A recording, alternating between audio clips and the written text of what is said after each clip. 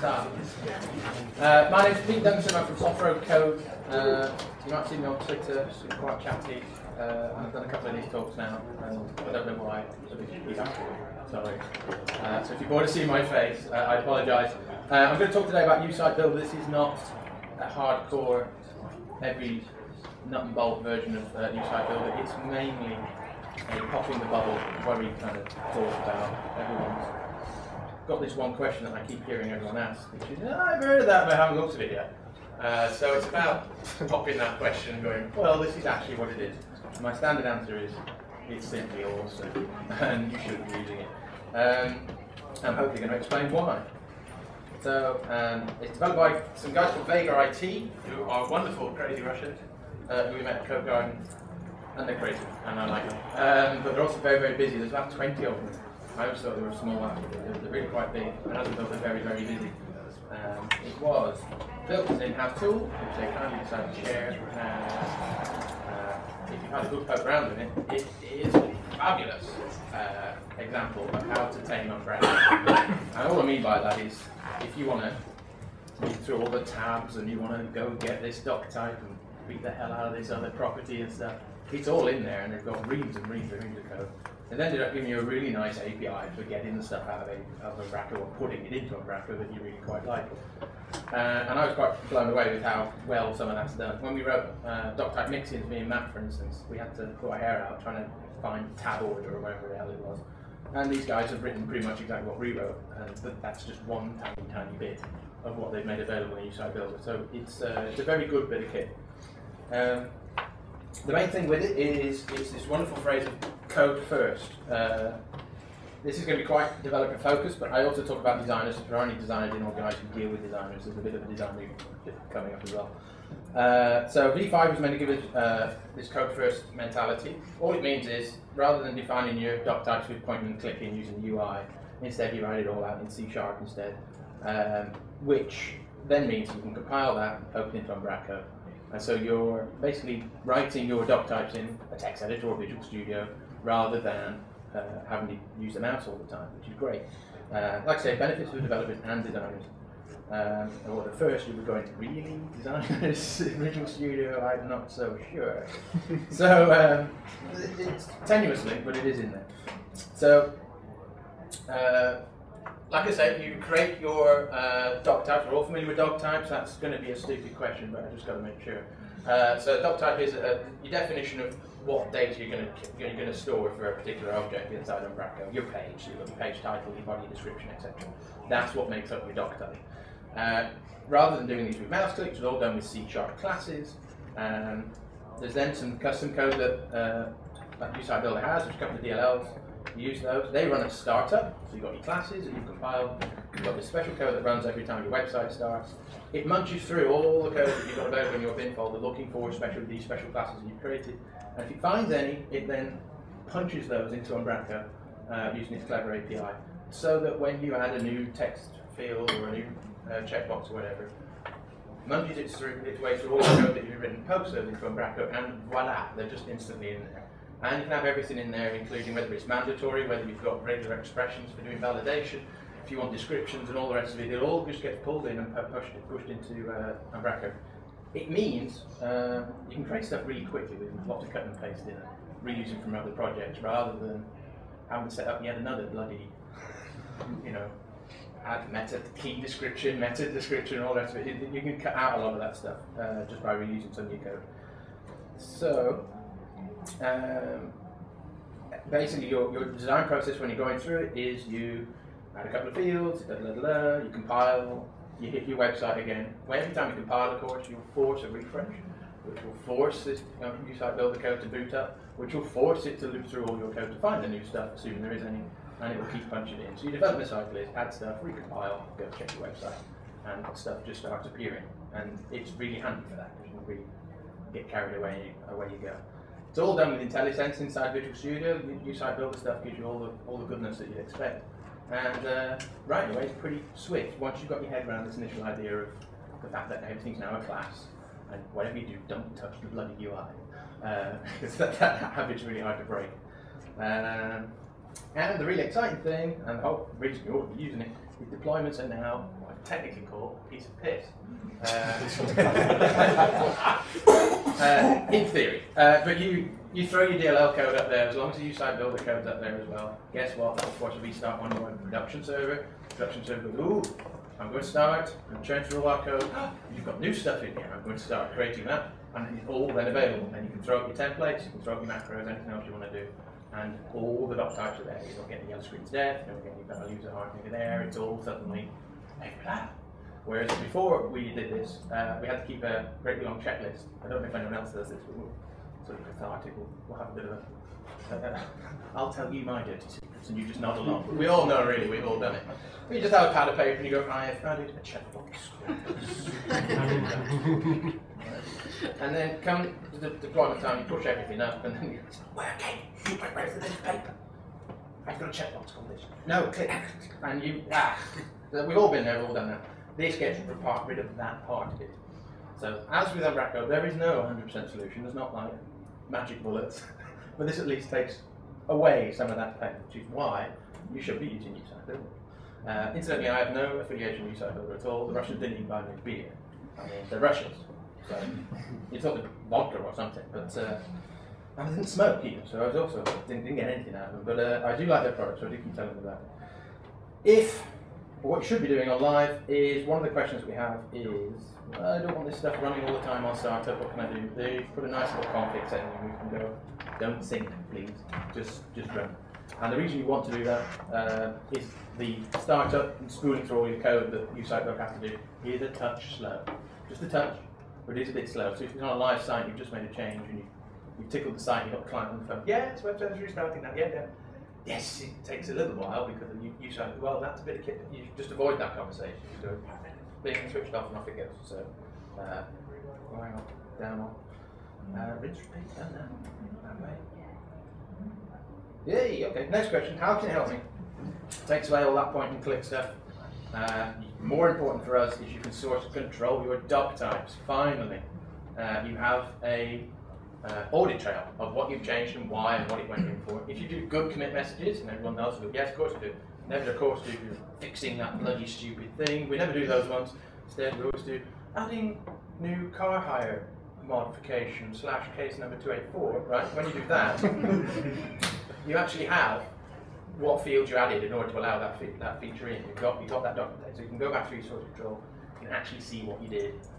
So should it all go tits up, or should someone go on holiday, you can go see what they actually added and why. So that's a really great thing. Currently, point and clicking, you ain't got any of that. You just got it, goes in the database, gets lost. Good luck trying to get that out to try and find the differences. Redgate will be able to help you though. They have many bits of software. They also haven't given you free license. So you can keep track of what you checked. Why? Again, it's deployment.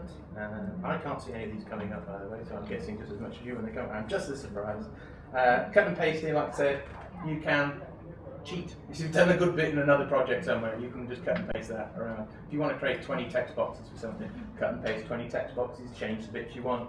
Really fast development if you really need to. And more importantly, IntelliSense for the win. Now this is all Visual Studio-esque again. Sorry, developers, bear with me. Designers, sorry. It will be coming. It's not good though, so there's a bit. So with IntelliSense, one of the problems in Visual Studio whenever you've been coding away is Umbraco has these things, these doc types that live in the database. Your C# code has no way of working out what those things are, so you can't just go blog post dot date published or anything like that because it doesn't know about date published. So when the new Razor implementation came around, which I guess is the old Razor implementation, it's been around a while now, they have to come up with this awful thing called dynamic model, and everything's got a dynamic thing on it. It's lots of magic strings, and it makes it very difficult to try and get IntelliSense. You have to instead just sort of, you do things like dynamic model dot square bracket string type. It's just horrible. So so you didn't get that, but because you have to create your classes in C#, you now have those available to your Visual Studio. It knows exactly what it is because you've defined it as a C# class. So now in your Razor script you can do some nice sexy things. So it means you have no more of this dynamic kitten nonsense. It's gone. Put it in forever and a day. Razor was meant to give us this, but didn't, and it's one of the big things. Remember when I went and did level 2 training with Darren? He was a bit sort of, you do this Razor thing, not keen on it himself, quite like XSLT, because it's meant to give us IntelliSense and it didn't, and that always stuck with me. He was like, well, yeah, it was. That was the whole point. He was meant to make coding templates much easier, and it didn't. We weren't gaining anything. It's another language you have to learn and all that. But this finally now fills that little void. And it's all done with this little one-liner I'm about to show you. By the way, I'm not going to do any Visual Studio coding today. I'm not going to attempt the compiling guards and the yellow screen of death and all that stuff. I don't know about you, but I find it pretty dull. People just say, hang on, and as you'll see, it will just in a minute. I'll just tell you. And just trust me, just cut out all that right. So here's your one-liner. I'm going to point it better. So boilerplate stuff to include uSiteBuilder, boiler state stuff, blah blah blah blah. This magic here, that's it. So they've got this thing in uSiteBuilder called a content helper. You just poke in the current ID, which is by model, dynamic kit, sorry. Poke in your model. This thing gives you an object of type blog post. Gets in. Anything you add onto that class, you now have available in your template. So you can do crazy things like blog post title. It's there. It tells you exactly what it is. You can even have IntelliSense to actually tell you what it's for, what it represents, all that lovely goodness, depending on how good your developer is and how much time you're spending. You can have all sorts of goodness on it. The blog post is like a class in your doc types namespace. Yeah. So this is our wonderful uSiteBuilder object. I can show you one of those if you really want to. I've got one open, but it's scary because it's quite big. It's the only one I have available. But if you want to see it, I said I was going to do this, Barry. Control A, Control B. Whoa, what's that do?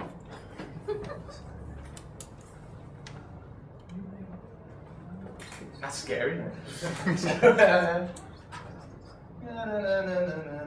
There's your magic. So I've created a class called franchisee in this case, which is one of our subtypes.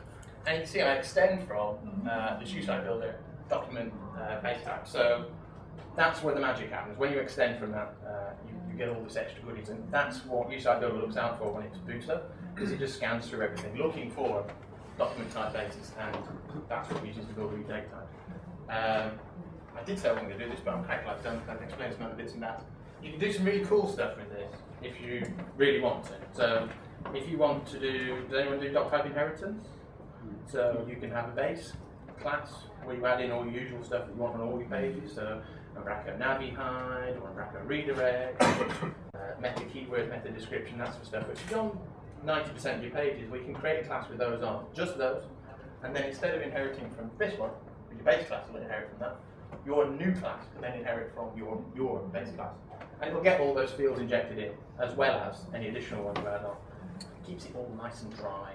Got lots of good stuff. There's rafters of other stuff on here. We've written a blog post that goes into much more detail, so I know I may feel like I'm just skimming over, but again, I'm here just to pop the bubble of what the hell is it, I've heard about it, haven't had a play with it yet. I'm just here to sort of say, go have a play with it, it's really good. And the blog post goes into a little bit more detail about how you can do that. So I'm not going to talk about too much stuff, if I can help it. Also, just catch me afterwards and buy me a beer, that is the cost. And then we'll talk about it at the bar, and I've got no problem. Try and help people out as much as we can.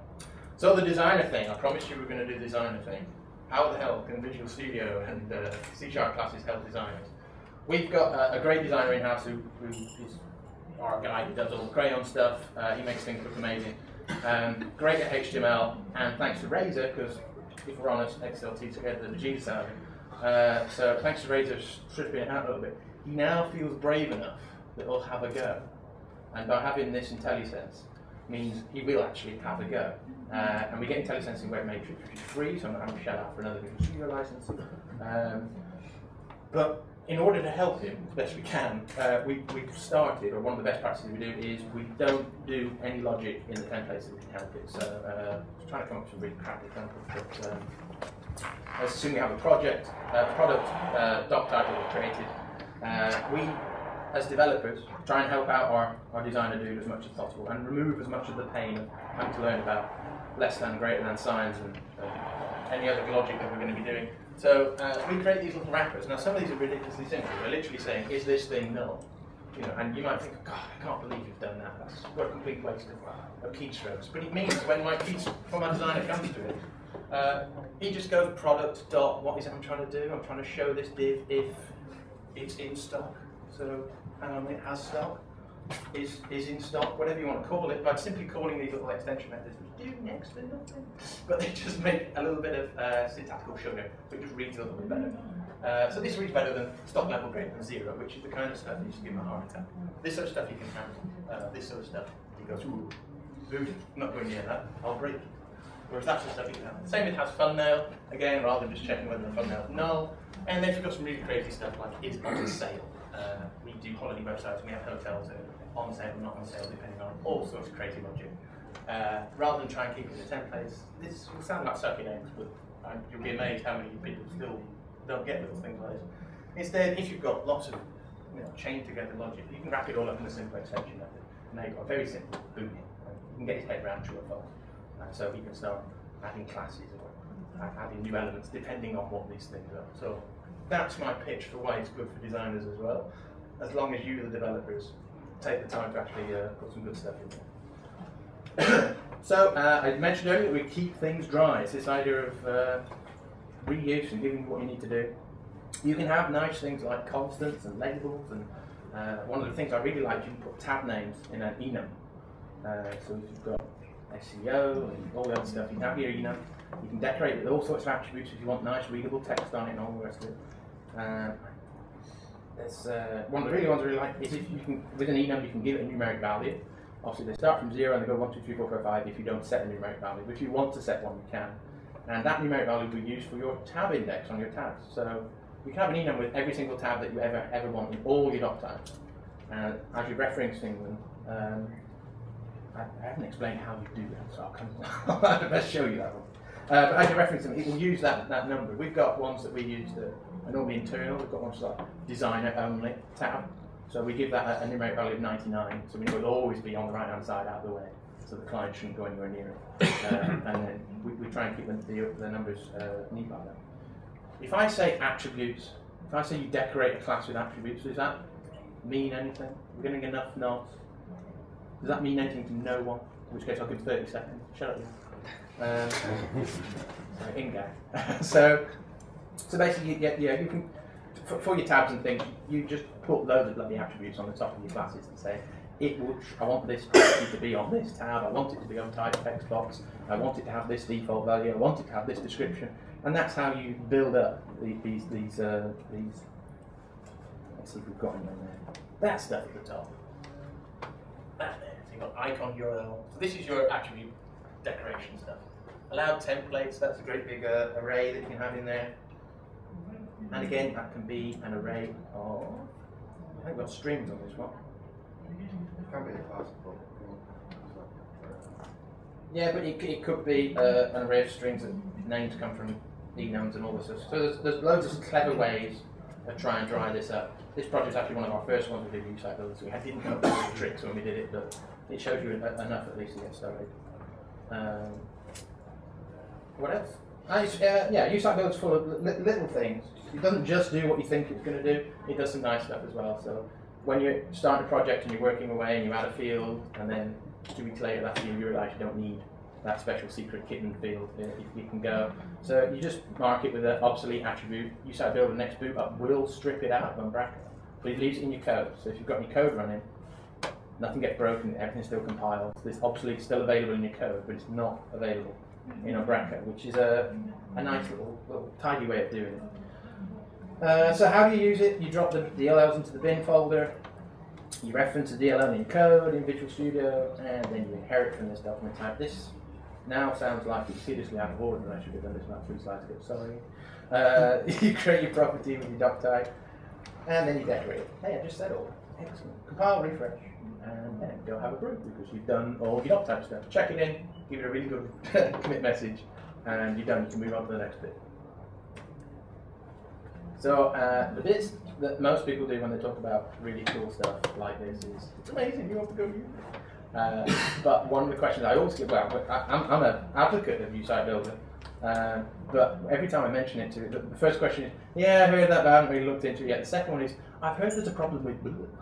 And people always seem to remember the problems, they don't necessarily always remember the good stuff you can do. So uSiteBuilder is no different. It's got its warts, it's got its problems.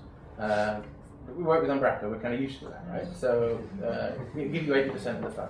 So one of the problems is every time you make a change, it restarts the app. So if you're just hacking away and just need to add a little something, there's going to be 30 seconds to a minute while you just wait for everything to boot back up again. That can get a little bit tiresome, but unfortunately there's no way around it.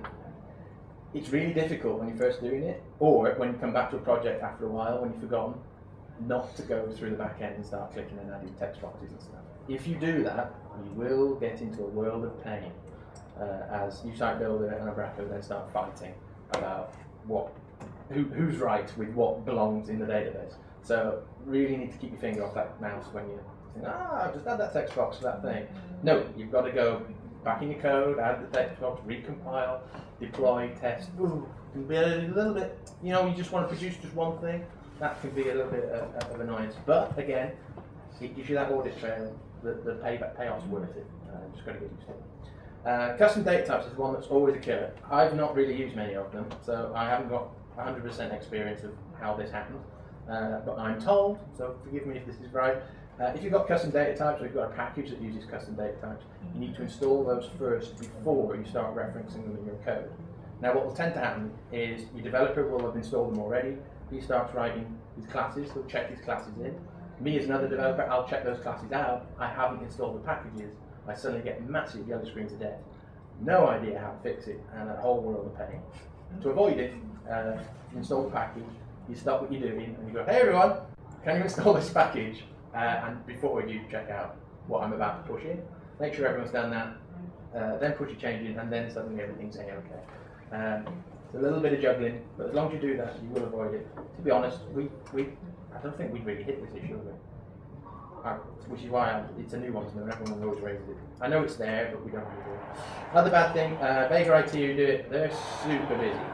So to the point where they've not touched the source now for about 3-4 months. They were very excited at Code Garden when they realised, because they stopped working on it because 4 was dead, right? It was all 5, and then 5's dead, and it's all 4. And I went, we best bring that back up. So they did a couple of releases which were fine, and then they got busy again. So and they're not actively supporting it anymore. They're not accepting pull requests, which is a shame. But that's okay because a group of us who use it a lot have sort of taken it upon ourselves to keep it going and patching it. There is a quite active Trello board, if anyone's on Trello.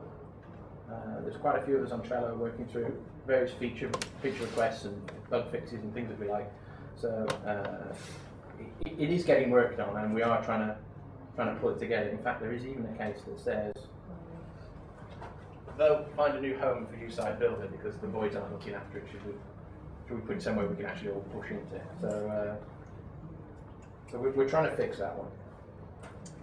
And the other query we always get is it's really slow. I mean, really slow. On a big site, it used to take 3 minutes to boot up, and the reason for that is it was having to go through all the DLLs looking for uSiteBuilder code, and it was having to do loads of database checking to see what's changed on your doc type, and it was a pain in the ass. But then a great guy called Stephen Rogers, who was working for Screen Media up in Glasgow, they hired him for a project, and they said, here, have a couple of days, fix that, because it's really bloody annoying. So he did, and he rolled his sleeves up and got a load of code done. So what he now does is it only looks at the DLLs it knows it needs to, and knows all the ones it needs to avoid. It caches what's in the database, if you do a very quick look up to see what's available. And as a result now it loads really, really, really fast, which is great. He also made another mod. I said you could turn off syncing online. If you did that, you know that wonderful one-liner for giving you IntelliSense? That stopped working. So he fixed that, so you can now turn it off online and still get IntelliSense, and your Razor screens will still work. As a result, Stephen's fork of the code is the one that we run off at the minute. That's the one we're using and we're pushing our stuff to. And that's probably the one that we're going to, if we do decide to move it elsewhere, that's probably the one that we'll be pushing everything on. He's done a load of work, and we commend it. That's about it. Like I said, there's a much more in-depth blog post that we wrote a couple of weeks ago up on the Off-Road Code blog. It's a very long URL, I don't expect you to remember it. If you do it Off-Road Code, it was like 2 blog posts ago, so we're up there. The Vega website's up there. That's me. You probably recognise me by this, poking myself in the ear picture more than my name, and that's Off-Road Code down the bottom. And if there's any queries about uSiteBuilder, we'll take them now. Oh, what? Yes, sir. You said about using extension methods. Yes. And it's a class. Is there any reason why you can't actually just put them as methods in within the class? Or do they just have to be properties? They can be put in there. They only look for certain attributes to put them in. There's no problem. It won't actually that does is we have partial classes as well. Right. Documentation partial with the methods in. I'll explain why. When the first site that we did it on, we wanted to go to uSiteBuilder, but it was already been built. All the doc types were already in there, and we're sort of pulling our hair out. We wanted to. It's a very big site. We wanted to get it in code instead. And then at the back of the room, there's a very nice man called Rich Green who wrote a very dirty, quick hack to export doc types into uSiteBuilder classes. So one of the things we started doing is we cheat. And we use the UI to build all our stuff using the point and click stuff, it's much easier at times. And then you can use Rich's stuff to export all that into uSiteBuilder code. Then you stop using the UI, you've got a good head start with all your classes already built. And then you can start working from there. The trouble is as we were doing that, we were finding we wanted to add more stuff or we were having problems. So what we did is we modified Rich's code a little bit to export partial classes, which means we can regenerate those classes anytime we like. And then we have additional code in separate partials. So partial is like a class split in two, so you can overwrite one half and keep the other half. So we have the exported stuff in one half of the partial, and then we wrote extension methods in the other half of the partial and put them together. Why extensions over method? I don't know. You can quite happily do either. They would both will work. It just meant we could separate out. You know, when we need to go edit it, if you're adding a property, we went to that partial. You know, the property partial. And if we were adding a method that works off those properties, then we'd go to the other partial. It was a nice separation for us to allow that to happen. Is that okay? Yes. Yes. That, I think, like Richard, with that code, is that available somewhere? Yeah, I think it's called, confusingly, uSiteBuilder export or import. Import, I think it's called. Import. I think doesn't Stephen's tool do that a bit better now? I think. It's got it built in on it. Yeah, I think Stephen's tool's probably the one to use. Yeah, again, Stephen Rogers will certainly get a beer or two off me if we have a meeting. He's in Scotland. But he's written a dashboard for uSiteBuilder as well, which is really nice because it will flag up what's changed. So if you haven't done the sync, his code now will tell you the version that you're currently looking at. We have new stuff waiting to get pushed in your code. Would you like to push it in or not? So it's rather make it an automated on startup thing. It's now a push button thing, which means you can start adding loads of stuff and only push and poke it in when you really want to. And again, it offers another level of control over how much you want to do. So yeah, your stuff I've done as proud, but Stephen's stuff sort of does some of that as well. I don't know where he's put that though. It's on our Umbraco. It's called. Is it? I don't know. uSiteBuilder admin. There you go, uSiteBuilder admin. I knew I was missing stuff off this top. So yeah, uSiteBuilder admin, go check out. Basically, Stephen's becoming Mr. uSiteBuilder. I'm all right with that. Any other questions? Did that answer that? Does that handle media types as well? Good call. Yeah. It does, yeah, but it's a bit weird. You can't do inherit media types, but you can class up media, custom media types. Yeah. I know they've tried to extend it to do it. I mean, it does templates as well, for instance, so you can create templates in there. And under the hood, there's loads of code for doing macros. One of the things I hate with macros, you know, I was talking about the checklist you do when you go live, and we have to do exactly the same with macros at the minute. So whenever you can write the templates and everything, when you throw them up to live, you actually have to create, using the UI, you have to create the stuff to wire up that macro in the database with that name, which is a pain in the arse. Still, God bless bits of paper and pen in the 21st century, but while I had the crazy idea to, wow, just modify uSiteBuilder so it does this automatically, what a brilliant idea, and then when I poked around in it, it's already there, they've just not switched it on for whatever reason. So we're trying to, one of my jobs on the Trello board is to pull that out and see why they haven't switched it on and see if we can get it running. And the way that works is you store, so in your macro you can have parameters that you poke in, that you pass into your template from your macro, and normally you have to go clicking around, setting up, it's a checkbox, it's a text box, and that data will get poked into your macro when it runs. What you can do is you can define that information as JSON at the top of your template, and I think in Razor it's done in a comment, and in XLT there's a special processing instruction element that it gets hidden in. And again, just as a chunk of JSON, it pulls that out, parses it, and it uses that to set up the properties that will then use it for your macro. So there's plans to, I don't know why that was never made live. I've sort of got it running on my machine and I can't see any issues with it, but they don't answer the emails, so I can't find out. It's like, don't run it, kittens will die. So I'm not sure why they haven't, but I think talking to one of the guys who wrote it, they just ran out of time, so rather than put it there and they just switched it out.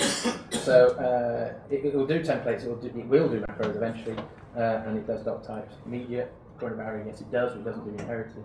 And on the whole, it does, like I say, 80-90% of kind of what you hope it does. It does. It's good for members as well. Like you can create your member class, your member types as classes, and they have a full member helper as well. So like with some, changing passwords and some handy methods. I do next to nothing with members, so whenever anyone talks about members, I go, okay. None of the sites we use ever have this members stuff. Whenever I come to any of the talks, everyone goes, what about members? So I thank you, Barry. I don't know anything about members. Pete, one of the other slides you were saying about data types in Stephen's version of uSiteBuilder, you can create data types as well. Oh, right. Yeah. He's done more stuff than I thought he had. I haven't looked for a couple of weeks. So, There's something about mixing as well, isn't there? Yeah. I saw. yes, he's done, literally only the other day, we've got some new, this has gone into a bit of a show and tell, sorry. We've got some new ones he's done. Oh, Christ, yes, there we go. So, added mixing property to doc type alias attributes to allow mixing document type, which I'm very fond of because I wrote doc type mixing, so I'm very glad it's being supported. He really is just plowing stuff out, and I don't know how he's doing it either. He's freelance, so hire him. He looks like he's doing pretty well. And the more of these things he keeps adding, the better. He's not the only one I might have. There's a guy called ProNotion, or Simon Digley. He's done a lot of work on it. And Morten Brock, who's been working on it as well, I believe. So there's a few of us on there. If you want to join the Trello board, just let us know. We'll add you on, no problem at all. More handsome area. If you find a problem with it, don't go shouting at Vegas. They're not listening. So instead, shout at us. We'll create a card for it, and together we can jump on it and fix that bug for you. I'll rephrase that. Under the hood, I was saying, I will not fix that bug for you. So if you find one, we will fix that bug for you. Because we want to make it better. I mentioned V5 a while back, and some of you might be going, yeah, but the MVC stuff's coming out soon, and all this will go away. The MVC stuff, we all hope will make a lot of this defunct, but it's Umbraco. It's not going to happen overnight. So in the meantime, you might as well use this tool. It does some really good stuff. And if you ever want to get your coding better, or at least, if you're ever trying to do some serious work with Umbraco under the hood, go look at this code. It's great. It's like looking at jQuery code if you do JavaScript, and you kind of go, wow, how have they done that? There's some really good tricks in there, and some blood, sweat, and tears has been spent getting some of those methods done so that it actually do what it does. And some of the bugs in there that I commented out, have to do this because on version 6 of this, if it doesn't do this, it would do this. And that's caught someone out, and they've had to burn a couple of hours finding that sort of stuff out. So looking through it is just a job. Well, joint's from the words coding, but it's interesting anyway. You can learn some stuff. Right, I think. Yeah. So you can wait for the V5, the MVC stuff, and the V5 code first stuff if you really want to. Personally, I think it's about a year off. Probably get kicked for saying things like that. But I personally think it's about a year before we start getting code first development properly in Umbraco. Might start appearing soon, but we're a good year off before we start using it in anger, I think. And in the meantime, this stuff it's already there. You can already use it. At CodeGarden, when people were ranting and raving about how they wanted MVC, and they couldn't believe 5 had been killed, because this is the kind of stuff they wanted, I kept saying, well, it's already there. It's a uSiteBuilder. Why use it? And again, I heard about that. I haven't had time to check it out yet. Hence today's chat. So I hope I've popped that worry, and you're going to go at least give it a look. Download it. It's really quick to get up and running. There's a bit of head scratching, but you can crack on. Yes, sir. One last question. Do you know if it plays nicely with Courier? Because obviously Courier's kind of doing We're experimenting with that at the minute. Okay. The general consensus seems to be as long as you use this for sending up schema, yeah, what your data is going to look like, and you use Courier for doing your content, then the two play quite nice together. It's when you start trying to get Courier to do it all, or you start getting some fuzzy lines. As long as you, this is in charge of what the data looks like, Courier's in charge of the actual data. As long as you have that clear cut there divide, it seems to be working okay for them. But again, with the caveats of, I haven't checked the media, I haven't checked the members, I don't know. But, for what we're using it for, it seems to be playing pretty well. Cool. So, there we go. If you want to catch me later, I will be around all night. By all means, buy me beer. I talk a lot, so I get thirsty. And I'll answer your questions the best I can. My coding guy is at the front. I'm a coding guy, but he's my main coding guy now. Stephen, he's the lanky, geeky looking one. He could be anyone about Umbraco, quite happy. So if you've got some really in-depth stuff, Steve's probably the man to ask. I'm more the ideas guy, sadly. Code as much as I used to. And that's that. Thank you very much.